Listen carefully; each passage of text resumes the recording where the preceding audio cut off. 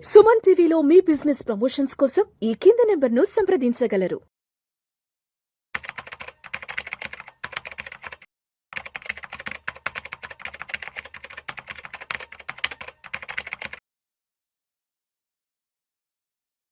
నమస్తే అండి, welcome to Suman TV. నేను విజయ్. చాలా మంది డిఫరెన్స్ ఏంటంటున్నారండి, ఎస్డబ్ల్యూ ప్లాన్ ఆర్ హెచ్డిసిడబ్ల్యూ ఏం తీసుకోవచ్చు అంటున్నారు.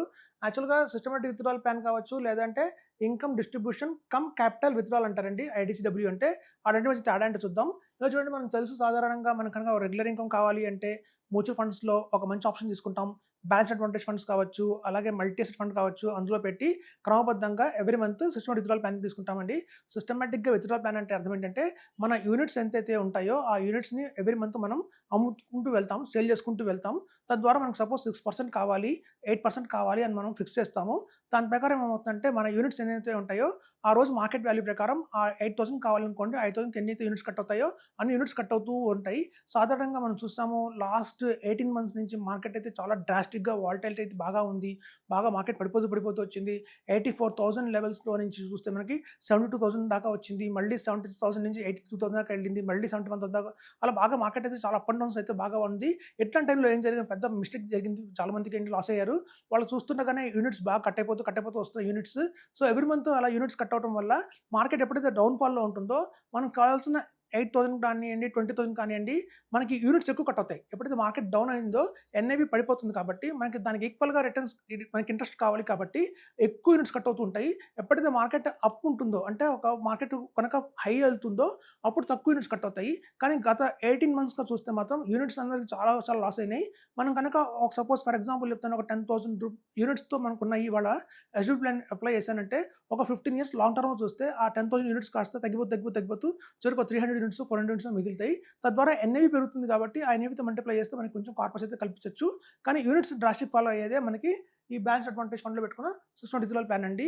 సో దానికంటే కూడా ఈ ఐడిసిడబ్ల్యూ ఏంటంటే, మనకి వాళ్ళకున్న హ్యూజ్ కార్పస్లో నుంచి ఎవ్రీ మంత్ మనకి 6% నుంచి 8%, 9% దాకా మనకి ఎవ్రీ మంత్ రెగ్యులర్ ఇన్కమ్ లాగా డివిడెండ్ ఇస్తూ ఉంటారు.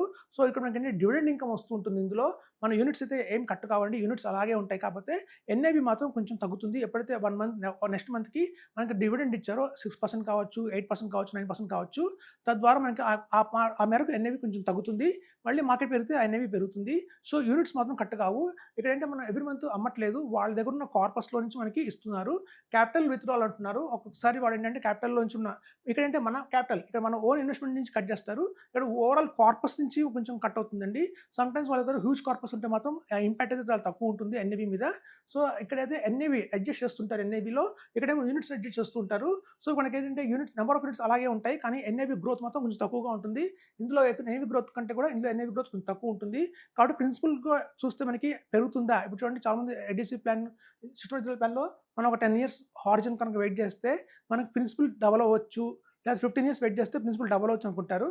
ఇందులో డబల్ కాకపోవచ్చు అండి. ప్రిన్సిపల్ అట్లీస్ట్ మనకి ఏంటంటే ఒక 50% మాత్రం గ్రోత్ అయితే ఉంటుంది. కంపల్సరీ గ్రోత్ అయితే ఉంటుంది, కానీ 50% గ్రోత్ ఉంటుంది.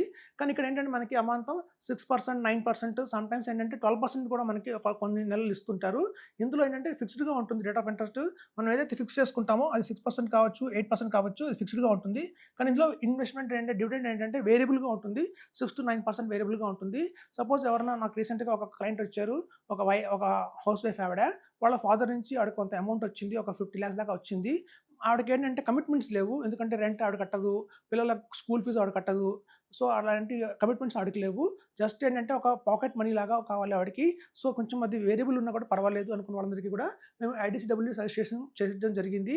అలాగే కొంతమంది ఉంటారు, పెన్షనర్స్ ఉంటారు. వాళ్ళకి ఆల్రెడీ రెగ్యులర్గా వాళ్ళ గవర్నమెంట్ నుంచి 80,000 కావచ్చు, 50,000 కావచ్చు పెన్షన్ వస్తూ ఉంటుంది. సైడ్గా అదర్ ఇన్కమ్ ఏదైతే ఉంటుందో 20,000 కావచ్చు, 30,000 కావచ్చు, అది వేరియబుల్గా వచ్చినా కూడా పర్వాలేదు. సో ఎప్పుడైతే మనకి ఫిక్స్డ్గా ఇన్కమ్ అక్కర్లేదు, నాకేం కమిట్మెంట్స్ లేవు, సో కాబట్టి ఒక వేవరింగ్గా అమౌంట్ వచ్చినా పర్వాలేదు అనుకున్న వాళ్ళందరికీ కూడా ఇది మంచి ఆప్షన్ అండి, ఐడిసిడబ్ల్యూ ఆప్షన్.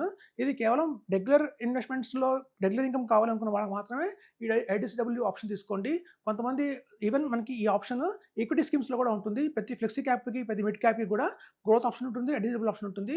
ఎవరైతే ఈక్విటీలో పెడతారో వాళ్ళు గ్రోత్ ఆప్షన్ తీసుకోండి. ఇది కేవలం బ్యాలెన్స్ అడ్వాంటేజ్ ఫండ్‌లో కానియండి, మల్టీ అసెట్ ఫండ్‌లో కానియండి పెట్టి రెగ్యులర్‌గా ఎవరైతే ఇన్‌కమ్ కావాలి అనుకుంటున్నారో వాళ్ళకి మాత్రమే ఇది ఐటీసీడబ్ల్యూ సూట్ అవుతుందండి. అందరికీ కాదు. సో, ఇక్కడ మీరు చూస్తే ఒకవేళ బ్యాలెన్స్ అడ్వాంటేజ్ ఫండ్‌లో పెట్టి ఇలా సిస్టమాటిక్ విత్‌డ్రాయల్ ప్లాన్‌గా తీసుకోవాలా, ఐటీసీగా తీసుకోవాలా అంటే మాత్రం మీరు ఒక పని చేయొచ్చు. సపోజ్ మీరు ఒక దగ్గర 30 లాక్స్ ఉన్నాయి. 15 లాక్స్ మాత్రం ఇలా సిస్టమాటిక్ విత్‌డ్రాయల్ ప్లాన్‌లో వెళ్ళండి. ఒక 15 లాక్స్ మాత్రం ఐటీసీడబ్ల్యూలో వెళ్ళండి. మీకు ఆ రెండిటి మధ్య తేడా మీకే తెలుస్తుంది. నాదన్నట్టయితే సాధారణంగా డౌన్‌ఫాల్ మార్కెట్‌లో ఇది చాలా బాగుందండి. చాలా బాగా వర్కౌట్ అయింది. కొన్ని మ్యూచువల్ ఫండ్ హౌసెస్ అయితే మన ప్రిన్సిపల్ పడిపోలేదు. అసలు ఎమాంతం మొన్న ఈ డ్రాస్టిక్ ఫాల్‌లో ప్రిన్సిపల్ పడకోకుండా కూడా వాళ్ళకి ఇంట్రెస్ట్ అనేది ఇవ్వడం చేశారు. డివిడెండ్ ఇవ్వడం జరిగింది. సో, తద్వారా నేను గమనించింది ఏంటంటే ఇందులో అయితే డ్రాస్టిక్ ఫాల్ అయితే జరిగింది. వాళ్ళ ప్రిన్సిపల్ కూడా పోయింది. సో, అదండి ఇందులో చాలా బ్యూటీ అయితే ఉంది. సో, మేము టాక్సేషన్ పరంగా చూస్తే ఇందులో మనకి క్యాపిటల్ గెయిన్ టాక్స్ పడుతుంది. ఇందులో డివిడెండ్ ఇస్తున్నారు కాబట్టి డివిడెండ్ ఇన్‌కమ్ అంటారు. డివిడెండ్ ఇన్‌కమ్ అనేది యాస్ పర్ మన స్లాబ్ ప్రకారం ఉంటుంది. సపోజ్ మీరు గనుక ఒక హౌస్ వైఫ్ కావండియండి, లేకపోతే మీరు రిటైర్డ్ అయిపోయారు. మీరు గనక టాక్స్ బ్రాకెట్‌లో లేరు అనుకుంటే మాత్రం మీకు అలాంటి వాళ్ళకి కూడా ఈ డివిడెండ్ ఇన్‌కమ్ మనకి టాక్స్ లాగ్ ప్రకారం కాబట్టి ఇక్కడ మీకు టాక్స్ అనేది ఫ్రీ ఉంటుంది. ఇక్కడ మనం కొద్దో గొప్ప టాక్స్ కట్టాల్సి వస్తుంది. సో, అలా చూసినా కూడా మీకు ఐటీసీడబ్ల్యూ అనేది మంచి ఆప్షనే ఉంది మార్కెట్‌లో. సో, అదండి దీన్ని నెగ్లెక్ట్ చేయకండి ఐటీసీడబ్ల్యూని. సో, ఎవరికైతే రెగ్యులర్ ఇన్‌కమ్ కావాలి అనుకుంటున్నారో వాళ్ళందరూ కూడా కొంత గొప్పో మీరు ఇందులో పెట్టినా కూడా కొంత ఇందులో కూడా ఇన్వెస్ట్‌మెంట్ చేయండి. అప్పుడు అన్నిటి మధ్య తేడా ఏంటనేది మీకు గమనించిన తర్వాత పూర్తిగా ఐటీసీడబ్ల్యూకి షిఫ్ట్ అవ్వటమా లేదా మళ్ళీ బ్యాక్ రావటం చూసుకోవచ్చు మీరు. సో, అదండి మనకి దీని నుంచి అవగాహన లేదో అది మనకి రాంగ్ అని చెప్పి కమిట్ అయిపోకూడదు. చూసిన తర్వాత ప్రాక్టికల్‌గా మనం తెలుసుకున్న తర్వాత మాత్రమే ఒక నిర్ణయానికి అయితే రావాలని చెప్తున్నాను. Thank you.